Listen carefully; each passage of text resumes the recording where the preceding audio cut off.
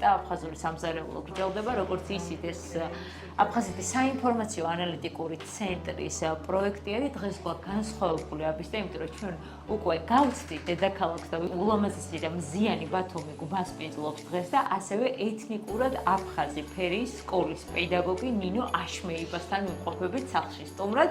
მოგესალმებით ხალბატონო ნინო, ძალიან დიდი მადლობა რომ ხარ ჩვენთან ერთად და უბრალოდ ჩვენ ვართ თქვენთან ერთად და თან განსაკუთრებულად ეს თქო გამორჩეულ კერძს არ ვიტყვით, კბილეულს გვიმზადებთ ხო დღეს.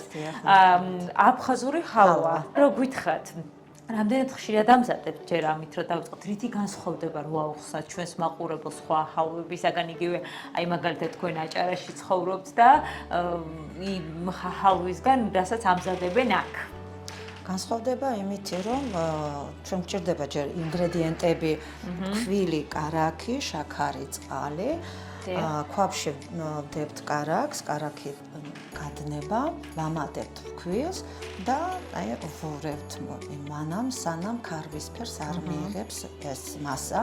ამის შემდეგ მზად გვაქვს უკვე ადუღებული შაქარწყალი და როდესაც უკვე ქარვისფერი მოხალული არის ეს ჩვენი ქვილი ქარვისფრად უკაცრავად, გამომდინარე აქედან ვასხამთ შაქარწყალს და ამოუღრევთ მანამ სანამ არ მივიღებთ მასას ცოტათი მყარს. და მე მახსოვს დედა და მამა რომ აკეთებდნენ ჰალვას, მეც უყურებდი რა თქმა უნდა და დავისწავლე აი აქედან განსხვავებული რა თქმა უნდა არის აჭარული ჰალვისაგან განსხვავდება. ცალკე მზადდება შაქარწყალი, მდუღარე, ცხელი მასა, მდუღარე შაქარწყალი. რამდენი შაქარი ჭირდება, რამდენი გრამი შაქარი? შაქარს ვერ ვიტყვით.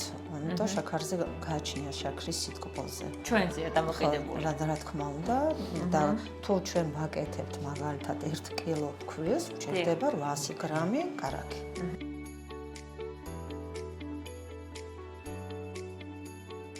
ეს დატვირთ აქვს რომ მიცვალებულთა სულებისთვის კეთდება აი ეს რა ქვია კბილეული.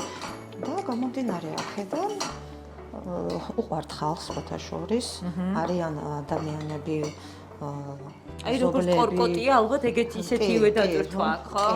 უყვართ ძალიან და არის რომ ვაკეთებთ. აი როდის მოუდება ადამიანს გაჩნია. ეხლა რა პროცესია რო აღვიხსნათ ხალბატონო ნინო?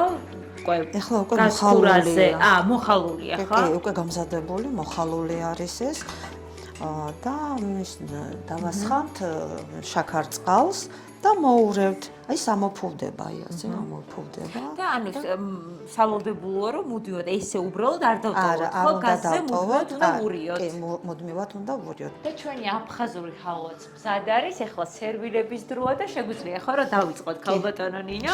შეგვიძლია.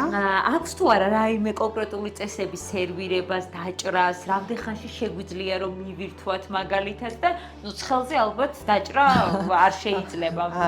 არა, იცით რა არის, არ აქვს მნიშვნელობა სერვირებას, როგორ დავდებთ რომბისებურად თუ ყოფზით ამოვიღებთ და დავალაგებთ, ამას არ აქვს. არც ფორმას არ აქვს, თეფშიც ეს მნიშვნელობა, ხო? უბრალოდ ახლა ჩვენ გვინდა რომ ცოტა რაღაცნაირად გავაფორმოთ და ესე დავალაგოთ და ის არის თუ არა შეიძლება, ახლა ცხელია, რომ გაცივდება 1-15 წუთში, მაშინ უკეთესი არის გემრიელად დავაგემოვნებთ ყველანი.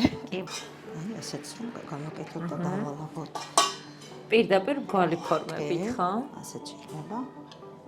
ანუ შეზღუდულები არ ვართ როგორც არა, სურვილის დამიხედვით. კი.